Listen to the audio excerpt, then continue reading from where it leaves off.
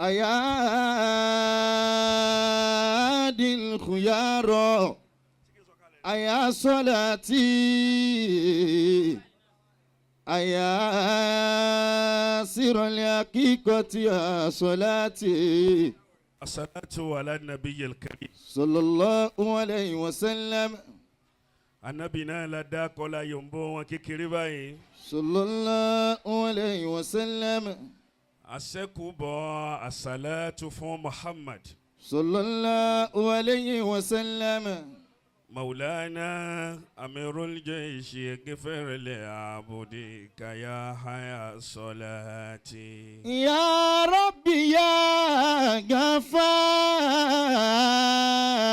أبامي وي يا ربي يا غفار اغفر لعبدك يا صلاتي بسم الله قل هو الله أحد الله الصمد لم يلد ولم يولد ولم يكن له كفوا أحد. pẹ̀lú àṣẹ bàbá wa àgbà àríbìdé sí ní kalẹ̀. Salamun alaykum sunnatun nabawiyyatun. àti àṣẹ al-Khalifa Òṣìòyẹmí. Salamun alaykum sunnatun nabawiyyatun. bàbá wa kéwkéwé. Sunnatun nabawiyyatun. Maulana Sheikh Abdul Fattah ní ọjà tuntun. Sunnatun nabawiyyatun. jẹ́ kí ẹ́ńjìnì yìí jẹ́ kó gbọ́hùn mi kó ṣe dáadáa ń bẹ̀. Ìjọba tún. bọ̀. Sirul Maktoom ní ṣe nǹkan gbogbo kí n tó kó kalẹ̀ yìí jẹ́ kó Sirul kó ṣe Maktoom. Ìjọba tún. kí ló ń ṣe spra ń bẹ̀ kẹ́. Ìjọba tún faridun. Maulana Sheikh Abdul Fattah Amir Shabab. Ìjọba tún faridun. Baba wa Yasin. Ìjọba tún faridun. Alfa wa Ọlárúgbó. Ìjọba tún faridun. Alhaji Kọ̀mándudu. Faridun ala kulli muslimin. Alfa wa Amiru Dhakirin ṣé wọ́n ti lọ ní. Faridun ala kulli Amiru Dhakirin. faridun. Wa Imamu Dhakirin. Amiru Dhakirin. Wa Imamu Dhakirin. Faridun. Mo kí yín púpọ̀. Alfa wa Òkúta Gidi. Ala kulli muslimin. Alfa wa Oníwákà. Ala kulli muslimin. Ọmọ ẹ̀yà mi ajiwa mínísítà Abdul Kabir Sayuti. Ìjọba tún faridun. Alfa wa Ọmọlẹ́kẹ́. Faridun. Ẹ má bínú. Faridun. Ìrìn díẹ̀ ń bẹ lẹ́sẹ̀ mi ni Sirul Maktoom tóbi púpọ̀ ni. Ala kulli muslimin. Alfa wa Balógun. Ìjọba tún faridun. Gbogbo èèyàn falala tí ń bẹ ní kalẹ̀ ní mo kí. Ìjọba tún faridun. Alhaji wa Lukumanu Ajísáfẹ́. Faridun. Alhaji tuntun náà ni. Faridun. Ajísáfẹ́. Ala kulli muslimin. Olóko mi afa Olayinka àjọ wọlé ni. Ìjọba tún faridun. Ìjọba tún faridun. Baba wa Sheikh Labibu mo kí yín. Faridun. Fọ́rin. Foreigner mbembe. Faridun Bahaja mbembe. ala kulli muslimin. Alamini mbembe. Ala kulli muslimin. Ẹ dákun ẹ jẹ́ á yọ̀bọ̀ Ànábì lẹ́ẹ̀kan náà kó lọ sókè. Ijabatuhu. Gbogbo ẹ̀yin afa ńláńlá tí àsìkò gbà mí láti máa dákun ẹnìkọ̀ọ̀kan mo fa Ànábì Muhammad kì í. Alfawa Imamu Amina náà mo rí àwọn náà lẹ́ẹ̀kan. Alfawa Kájọlá. Faridun ala kulli Gbẹ̀yìn Alfawa. muslimin. Gbogbo yín náà ni mo fa Ànábì Muhammad kì í. Ijabatuhu faridun ala kulli muslimin. Alfawa Muhammadul Jami Aribidesi lónìí ni mo mọ bàbá. Ijabatuhu faridun. Gbogbo àjọ kájọ tí bàbá àgbà kò bá dá yóò kó èrè rẹ̀ lára ọmọ rẹ̀ ní ó di òfò ọmọ. Faridun ni. Ó lè pẹ́ ó lè kéjì ẹ wá pẹ́ mọ́ nísìnyí. Ọlọ́run máa fi dé. Àfáàwá yára mbẹ́mbẹ́. Ijabatuhu faridun. Sayuti. Faridun. Alfawa Kun Fayakun. Ijabatuhu faridun. Ajiwa Suleimanu. Osioyemi. Wọ́n máa pẹ́ lómi lósìóyemi ìdún ọmọ wa rìn bí agbádá rẹ̀ káàkiri. Faridun. Ẹ ti mọ̀ pé òsì gangan ló yẹ òun. Ala kulli muslimin. Kò rí bẹ́ẹ̀ fún Kun Fayakun gbogbo ìgbà tónítóní ni. Ala kulli muslimin. Àwọn olólùfẹ́ nù. Ajiwa Suleiman. Ajiwa Ajetumabi. Aji Murtala. Olóríire nọ́ọ̀nì. Ijabatuhu faridun. Alhaji wa Abdul Mumini. Faridun. Ọmọ Sekini. Ọmọ Sirul Maktoom. Faridun. Mo kí gbogbo ẹ̀yin ìyá wa ó débẹ̀ ó dẹ̀rọ̀. Ala kulli muslimin. Ẹ yóò bọ́ Ànábì kẹ́yìn náà lọ Mákà lọ́dún tí ń bọ̀. Ijabatuhu Àwọn ìyá wa yóò bọ́ Ànábì o. faridun. Ala kulli muslimin. Ẹni yóò bọ́ Ànábì rẹ̀ bá lọ sókè dáadáa. Umura tá a fi ṣe mọ́lúdì ìyá àjọ lọ ni. Ijabatuhu faridun. Alfawa. Ala. Alágúnmu. Ijabatuhu faridun. Khalifa wa ọrẹ. Alfawa Bature. Ijabatuhu Alhaji Abdul Gani. faridun. Inú mi dùn púpọ̀ lónìí. Ijabatuhu faridun. Wá síyàn pọ̀ púpọ̀. Ijabatuhu faridun. Alfawa Osioyemi Faridun. ni wọ́n pè mí. Ijabatuhu faridun. Amiru Zakiri Faridun. wọ́n ní olóríire ni Alhaji Abdulazeez Sirul Maktoom. Jamalu shakili matlubu walakin. Ó ṣeun Tayyibu. Jamalu ruhi ya sohi ahamu. Bàbá wa lọ́jà tuntun bó bá fẹ́ dá ọ̀rẹ́ gidi mọ̀ yóò sọ̀rọ̀ ọ̀rẹ́ rẹ̀ fún ọ wò lẹ́yìn ó fi mọ̀. Jamalu shakili. Bẹ́ẹ̀yàn bá fẹ́ dá olóríire mọ̀ láyé yóò sọ̀rọ̀ ẹlòmíì fún ẹ wò nígbà tó sí ń bẹ̀. Jamalu shakili. Dédé ìrù ahọ́n tẹ́nìyẹn bá fi sọ̀rọ̀ yẹn ló fi mọ̀ bóyá olóríire lẹ́ni yẹn àbí olórí ẹlẹ́dẹ̀ ni. Jamal. Ẹ kàn rẹ́rí lérí ẹlòmíì eri gidi lẹ́pẹ̀ eri ẹlẹ́dẹ̀ ni. Jamalu shakili matlubu walakin. Aha tí Kun Fayakun fi sọ̀rọ̀ fún mi ní òní iná gbogbo nǹkan ni mo wá pàtì lásìkò díẹ̀ tí mo ní láti fi wá bíbá yìí. Jamalu ruhi. Mama jó jásí pé oore ìwọ nìkan ni kó oore ó máa jẹ́ títí ẹ oore ro ẹlòmíì. Bọ́ọ̀ bá ń roore kó jẹ́ títí ẹ ní gbogbo ìgbà tó oore ro ẹlòmíì. Gbogbo orú ìran oore tọ́lọ̀ ń balẹ̀ wulẹ̀ kó ṣe fún oore ẹ̀dẹ̀ ní ọ̀padà jẹ́. إنما الإنسان يولي كن فيكون. موسنا. mo kí kún fàyẹ̀kún nù púpọ̀ gbogbo bí ọba ti dá lẹ́tì máa rí kún fàyẹ̀kún nù ẹ̀ ní rí kún fàyẹ̀kún nù bí tí ọ̀dà. إنما الإنسان. mo wá bá Sirul Maktoom mo bá Sirul mo bá wọn dúpẹ́ lọ́dọ̀ Ọlọ́run púpọ̀. alhamdulilayi. lórí oore tó ṣe lónìí. alhamdulilayi. tọ́lọ́hún ò fi sọ yín ní ọkọ̀ bú. torí bọ́lọ̀ ń bá sóore ńgbà míì. tọ́lọ̀ ń bá sóore nígbà míì.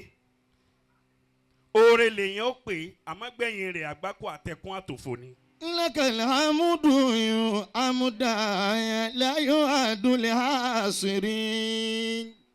kọ́lọ́ ní kí àwọn tẹ̀ràn lọ Mákà ó lọ re wọ́n bọ̀ re. lakal hamudu. torí pé ó di rere ni ọ̀já yóò mọ̀ pé ìdàkejì rẹ̀ àdánwò ni kọ́lọ́ ń bá gbé e dé. lakal hamudu. kí làwọn èèyàn fẹnu wọn sọ bí nǹkan bá bọ́ sí bá mi. lakal hamudu. òun náà ni wọ́n lọ ni wọn ò déhùn ẹ máa ń tó fi wọ́n ṣe. lakal hamudu. pàápàá lórí àwọn àfáà ẹ mọ̀ bí ó ti rówó. lakal hamudu amudan. ẹlòmíì ó sì máa fúnra rẹ̀ ní wàhálà pé bó lẹnìkan ti ń rówó bó lẹnìkan ti ń rówó bàbá tiẹ̀ ó ṣòṣì kú ni. lakal hamudu amudan la yu'adul hasirin. bẹ́ẹ̀yàn bá lóun fẹ́ wo ohun tí ń sọ̀rọ̀ nínú rédíò yóò bà rédíò rẹ̀ jẹ́ tẹlòmíì ó sì máa sọ̀rọ̀ lọ. ayusili aso. torí pé Ọlọ́run ṣe é nírọ̀rùn báyìí mo fẹ́ kẹ́ ẹ dú ọpẹ́ kọ̀kọ́ ju èyí tá à ń dú yìí ní gbangba lọ. tí ẹ̀dá bá mọnú rò dáadáa yóò mọ̀ pé oore lọ́lọ́run ṣe fún yín pé àwọn tẹ́ ẹ ní kí wọ́n lọ Mọ́kà wọ́n lọ láyọ̀ kódà wọn ò ní rò pé wọ́n jẹ́ ìyàwó rẹ̀. amidina liana alhamuda. wọn ò ní rò pé oore lẹ́sẹ̀. liana alhamuda. wọ́n ní wọ́n sì lọ wọn ò dé ẹ máa ń tó fi wọ́n ṣe ó fi wọ́n ṣe tutù ni. liana alhamuda lillahi wajibun. ẹ dákun gbogbo àwa tá ń dé ẹ dákun ẹ lọ wábi kan jòkó lẹ̀ sí mẹ́sẹ̀gì yẹn ò pọ̀ púpọ̀. amidina liana alhamuda. àwọn alájà ẹ lọ jòkó lẹ̀ káwọn èèyàn máa ẹ lọ jòkó. lillahi wajibun. láyé tí mákàdéye tó dì í Sirul Maktoom.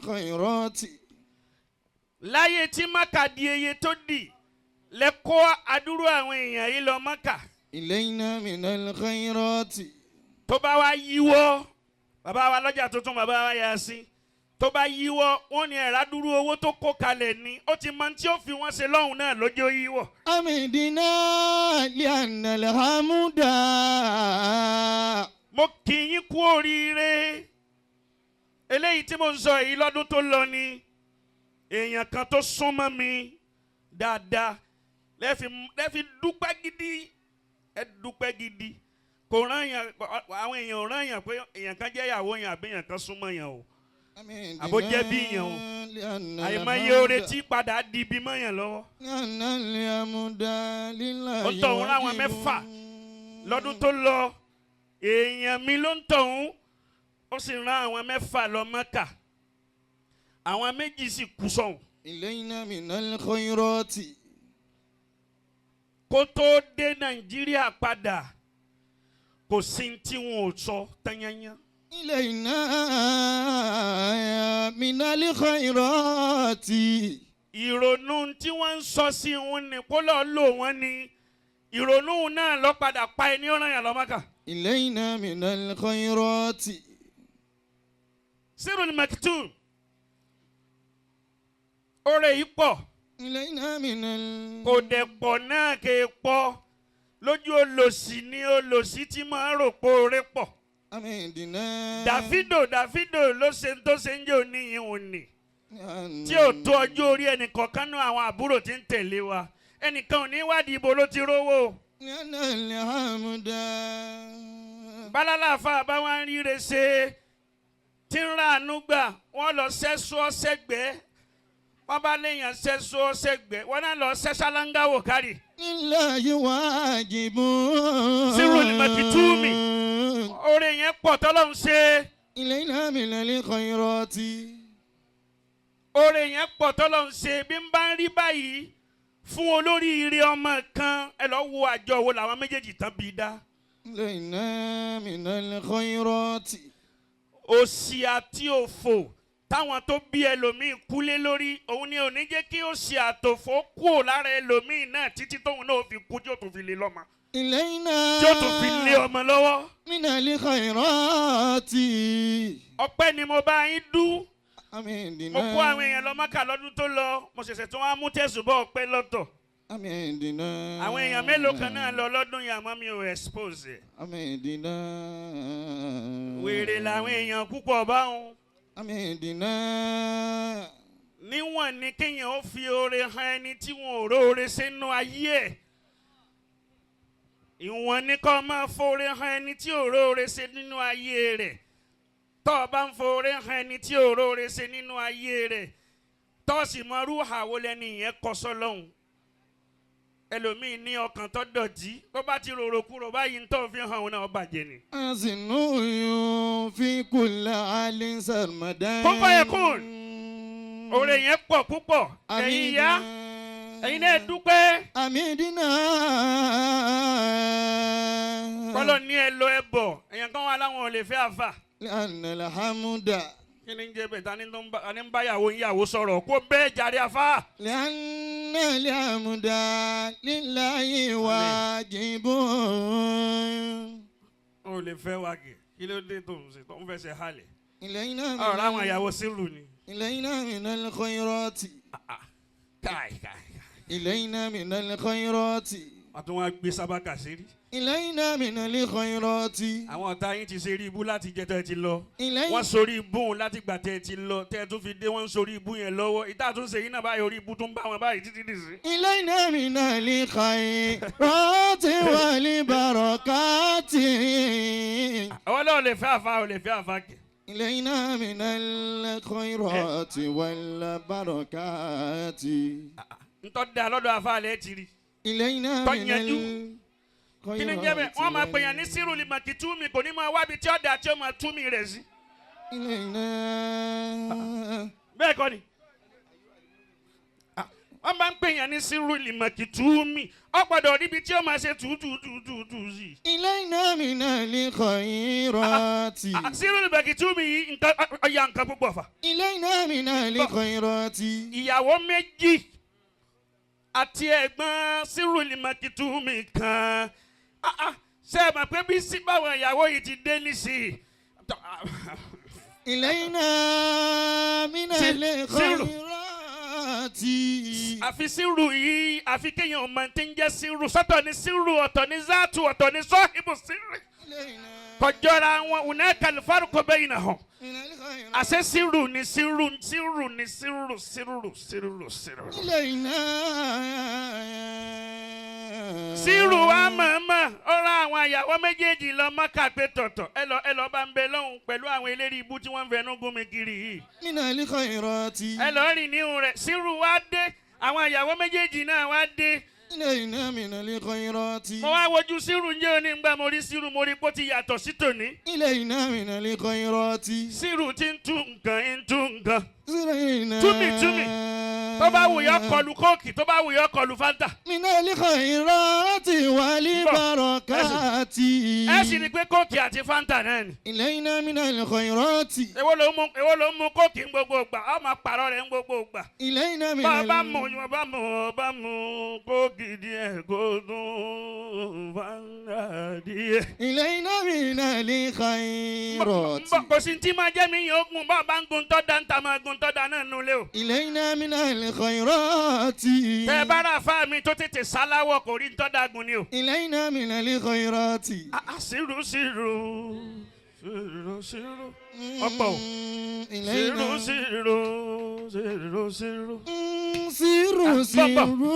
Sírù Sírù Siru siru. Siru siru. Siru siru. Siru siru. Siru siru. Al-Maktoom. Siru siru. Siru siru. Siru siru. Siru siru. Siru siru. Sirul Maktoom pọ̀. Medina. Bí wọ́n bá pọ̀ tó bá rẹ́ni tó pọ̀ náà sọ pọ̀ pọ̀ bọ́ bá rẹ́ni tó pọ̀ tó ní ọ̀pọ̀ wọn náà padà kéré ni. Ilayna minal khayrati. Mínísítà tí wàá lọrin ni. Ilayna minal khayrati. Èèyàn fẹ́ èèyàn kọ́ Ọlọ́run ti gbé síbẹ̀. Ilayna minal khayrati. Òun tún wá jọ́ máa yá tèmi. Ilayna Ẹ̀jẹ̀ mi kọ́. minal Sayuti. khayrati. Gbogbo bí ó bá ti dá lẹ́tì máa rí Sayuti. Wal barakati. Ẹ̀yin ìyàwó mo wá kí yín wá sí ti ń ṣe fún yín Ọlọ́run ò ní ṣe yín lóbìnrin tí pa ọkọ. Innamal ihsanu. Kò sírú ńlọrọ tẹ́ lè ṣe fóbìnrin tó ẹ̀ṣẹ̀ náà ni. Ìjọ tí ń bá ń dùn náà ni wọ́n ní ń dùn. Ìjọ tó bá kù díẹ̀ káàtó wọn ò ní rántí oore àná mọ́. Ẹ má jẹ́ bẹ́ẹ̀. Innamal ihsanu. Gbogbo obìnrin tí bá gbàgbé olóore rẹ̀ tó jọkọ̀ àlùbáríkà rẹ̀ tí ò ṣe rere mọ́. Wallahi summa billahi ń béèrè parun fọmọ rẹ̀ tó bá bí ni. Asinu fi kulli ali sarmadan. Ẹ má mọ páàsì ọkọ yín kalẹ̀ láburú. Asinu fi kulli ali sarmadan. Ó ń gbà mo débẹ̀ bàbá wa Alhaji àgbà ń wọlé bọ̀. Asinu fi kulli ali. Bàbá wa Alhaji àgbà tòní. Sirajul ilmi. Ó ṣeun Tọ̀yìbù. Adabiyul kamali. Wa fakharul ilmi. Adamuna lialori umma. Kutubul biladi bila mira'in. Wasalisuhum. Bàbá wa Alhaji àgbà ni wọ́n wọlé yẹn. Yusufana liagbaji warabiun. Àti bàbá wa Lágége àti bàbá wa Alhaji àgbà ìkan náà ni. Sirajul ilmi adabiyul kamali. Ẹyọ atare kan tó ní kí wọ́n gbé wọn sẹ́nu ọlọ́yọ́ parẹ́ mọ́ lọ́la ni. Sirajul ilmi adabiyul kamali. Gbogbo ọmọ akéwù tó bá fẹ́ sàlùbáríkà kó má yà wọ́n lọ́tọ̀ọ̀tọ̀. Sirajul ilmi. Àbá ajé tó máa bí. Adabiyul kamali. Gbogbo ọmọ akéwù tó bá fẹ́ ṣoríire kó má yà wọ́n bàbá yẹn lọ́tọ̀ọ̀tọ̀. Wa fakharul ilmi. Bàbá mi ni bàbá mi, bàbá wa ni Al-Alori, bàbá wa ni Al-Adabi. Wa fakharul ilmi. Wa fakharul ilmi Adamuna Al-Alori. Wa fakharul ilmi Adamuna Al-Alori. Umma kutubul biladi bila mira'in. Wasalisuhum. La Yusufana Agbaji. Wasalisuhum la Yusufana Agbaji. Ìlọrin ti dá bọ̀ adúpẹ́ lọ́dọ̀ Ọlọ́run. Ìlọrin ti dùn. Sirajul ilmi adabiyul kamali. Wa fakharul ilmi Adamuna Al-Alori.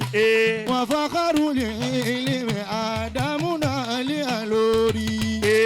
Umma kutubul biladi bila mira'in. Wasalisuhum. Adúpẹ́ lọ́dọ̀ Ọlọ́run. Ẹjọ́ rí bàbá wa ẹjọ́. Abubakri Sidiki. Agbariji Dauma. Sajole Arifina. Agbariji Dauma. Sajole Arifina. Sirajul ilmi. Adabiyul. Ọ̀rẹ́ mi ní wọlé báyìí. Ọkùnrin Ọlọ́run. Sirajul ilmi. Adabiyul kamali.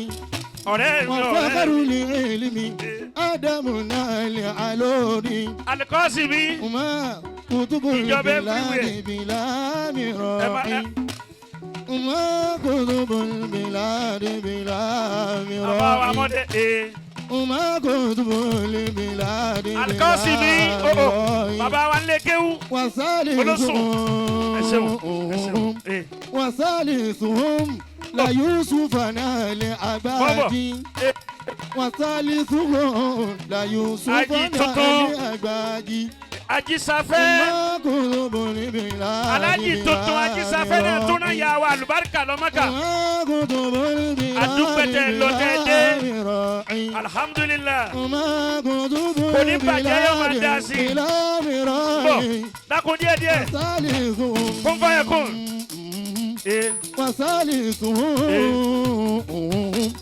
وثالثهم ليوسف نال عداجي ورابعهم أبوبكر صديق أبارك دوما تاج العارفين أبارك دوما تاج العارفين أبارك دوما تاج العارفين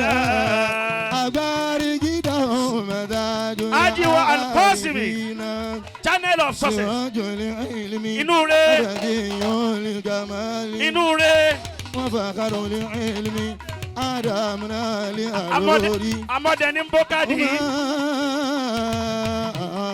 Bombo. Eda kotori ta Nabi Muhammad. Eda ko e ba mi yobo Nabi mo fẹ́ sọ̀rọ̀ ṣẹ́jú kan. Sallallahu alayhi wa sallam.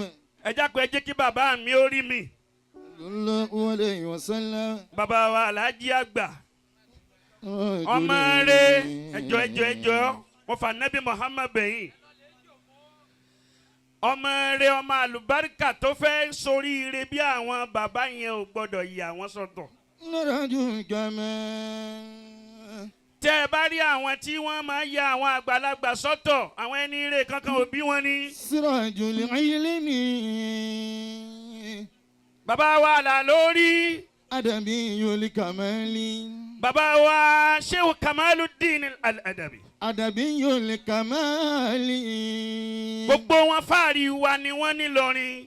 Wọ́n fakharul ilmi. Gbogbo àwa táwa náà bá fẹ́ lálùbáríkà tá a fẹ́ dàbí wọn àlùbáríkà wọn ni ẹja máa wá ẹ má sọ̀tàn wọn mọ́. Wọ́n fakharul ilmi. Bẹ́yàn bá ń sọ̀sọ́kúsọ nípa àwọn bàbá wọn ni wàláhì kò ní rí oríire ṣe láyé. Wọ́n fakharul ilmi. Ádámù náà lé àlórí.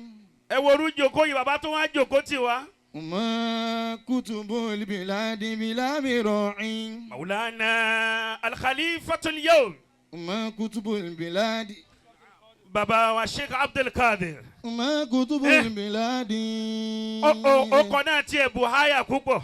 Ma kutubul biladi. Ó kọ náà ó pọ̀ púpọ̀. Ilahi bi muhiddin. Ilahi bi muhiddin mawla al-inayati. Tafaddal alayna بالرضا والكرامة بحرمة عبد القادر الجيل الذي له رتبة تعلو على كل رتبة إمام همام حاكم متصرف وتصريفه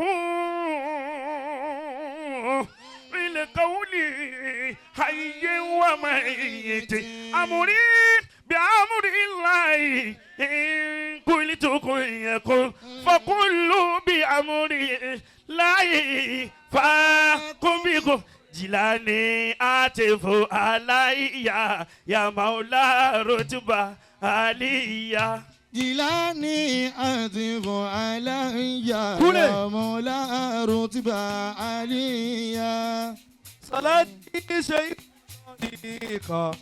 في بلاد نيجيريا صلاتي شيخ طريقة في بلاد نيجيريا سبق لكل بجودي في طريق القادرية جوده قد مشارق ثم غربا عالمية صلاتي شيخ طريقة في بلاد نيجيريا رحم الله تعالى شيخنا صافي الكمال رحم الله تعالى شيخنا صافي الكمال رحم الله تعالى شيخنا صافي الكمالا رحم الله تعالى شيخنا صافي الكمالا